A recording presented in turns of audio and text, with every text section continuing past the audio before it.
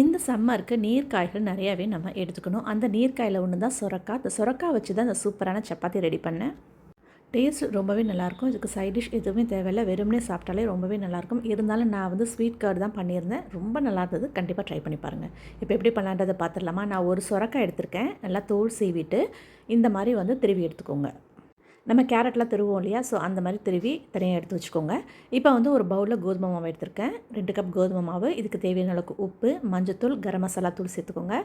வெள்ளை எள்ளு வந்து வறுத்து சேர்த்துக்கோங்க. இஞ்சி, பச்சை மிளகா, பூண்டு அரைச்சி விழுது கொஞ்சம் சேர்த்துருக்கேன், ஒரு 1/2 டேபிள் ஸ்பூன். அதுக்கப்புறம் திருவின நம்ம சுரக்காய், திருவின கொஞ்சம் கேரட்டும் சேர்த்துருக்கேன் நான். இதுக்கு நம்ம தண்ணி விடாமல் தான் பிசையணும். எண்ணெய் மட்டும் விட்டுட்டு நம்ம வந்து நல்லா பிசைஞ்சு எடுத்துக்கலாம். ஏன்னா இதிலேருந்து தண்ணி நிறைய வரும். ஸோ தண்ணியே விட வேண்டாம். நான் தண்ணி விடாமல் தான் பிசைஞ்சிருக்கேன். கொஞ்சம் கொத்தமல்லியும் போட்டிருக்கேன். ஸோ அதையும் போட்டுட்டு நம்ம இந்த மாதிரி பிசைஞ்சு எடுத்துக்கலாம். ரவுண்டாக உருட்டிட்டு நம்ம வந்து தட்டி எடுத்துடலாம்.